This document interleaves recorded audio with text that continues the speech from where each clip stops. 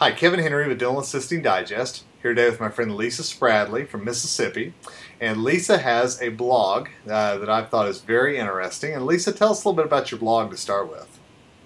Sure, Kevin. My blog is called the Front Desk Lady Series, and it's all about working the front desk and trying to make sure that everything gets done that needs to be done.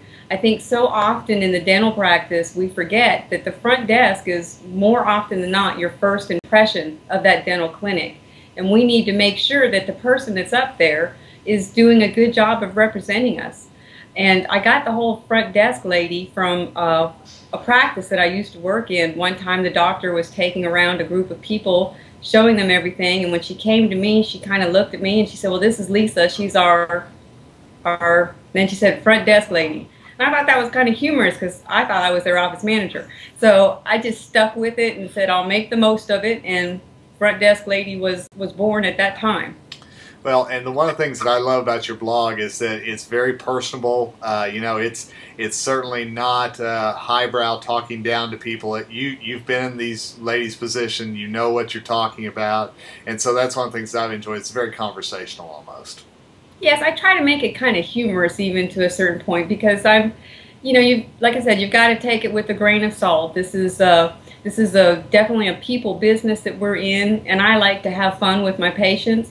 So when I write, I try to infuse a little bit of that fun into it too. Well, let's talk about one of your most recent blog posts, and that was the 3 most important duties of the front desk lady. So why don't you tell our viewers what you feel those 3 duties are? Well, I would love to. And let me start by saying that I didn't just form this list on my own. As you know, I'm a member of the American Association of Dental Office Managers, and I actually took advantage of that association to ask other office managers what they felt were the 3 most important duties. And after getting their response, I kind of put them together and came up with the top 3. And then I thought I'd have a little bit of fun with it, and I called it the Dental Office CSI. The first most important job duty of the front desk lady is customer service. We have got to have good customer service. In my opinion, you can have the best dentist in the world, but if you don't have the people skills to make those patients want to come back, it's not going to do you very much good. You have to be able to greet that patient with a smile, whether they're walking in the door or calling on the phone. And you have to know your business. I think that, not being able to answer a patient's question or simply leaving it with an "I don't know" is just doing a disservice to your practice and to that patient. So customer service is key. That's very important. The next is scheduling. We had discussed once, you had put out the top 100 things to do, and my answer to that was actually scheduling. I believe that she who rules the schedule rules the world.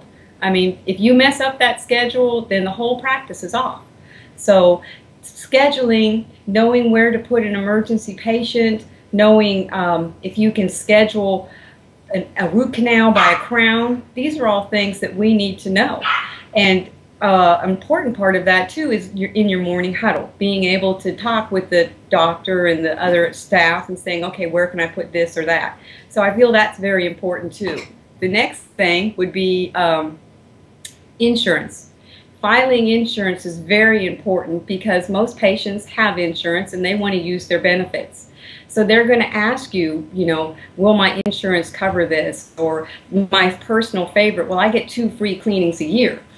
If you don't participate with their insurance company, then you can't promise them that something's free. So we have to know the insurance benefits because 9 out of 10 chances patients don't come in knowing. They think that all insurance is the same. They don't know they have an annual maximum. They don't know they have a deductible. They just think it's covered. So we have to know the insurance so that we can educate our patients and once again make their visit the best possible so that they want to come back to us because we know what we're doing. And speaking of insurance, this is obviously a great time of year for dental practices to be checking up on those insurance benefits, right? Oh yes, most definitely. My latest blog was called Fall into Insurance. It's that time of year, things are winding down and we're getting ready to go into what we consider to be one of the busiest times of the year as far as, what we personally have going on. But we also need to remind our patients that, perhaps when they came in 6 months ago, we told them they needed a crown and they didn't have time at that moment. Well, right now, their insurance benefits are getting to roll over in 3 months. So we need to make sure that the patient knows that they're getting ready to lose money unless they go ahead and schedule that appointment. We want our patients to be able to take full advantage of their insurance benefits. So I suggest, send out a letter. We do a newsletter. That's the perfect way to not only tell your patients about their insurance benefits, but also to keep them informed of what's going on in your practice. Once again, making it personable, making that patient feel like you feel they are truly the most important part of your day. I know I've talked about the blog, you've talked about the blog. Why don't you share with our readers where they can find this blog? Well, the blog is at www.mississippidentalconsulting.com, and I also have a website, www.tcbdentalconsulting.com. And I started this because, as I said earlier, I just have a passion about working the dental front office, and I want to help other offices and patients too understand why it's so important that we do what we do and how we can do it even better. So that's what I hope to do, to help educate not only the other staff members but also the patients on how we can do a better job. And maybe by reading this it'll give them a tip and make them want to learn more. And I know we mentioned briefly the American Association of Dental Office Managers, or ADOM, earlier, and I know this past one in Scottsdale I got to see you, and it was also a pretty special time for you. Why don't you share that with our viewers? It was an awesome experience. Not only did I get to participate in the first speaker showcase, which was great, I also received my fellowship this year. I've been working hard to get that, and it's just a wonderful acknowledgement, of that hard work. And I'm surrounded by some great ladies, and it's just a wonderful fellowship to be able to be involved in. Tell me why it was important for you to get that fellowship. Well, it was important for several reasons. Number one, I wanted to prove to my patients and to my doctor that I truly am committed to be the best office manager that I can be. And I also wanted to do it for personal reasons.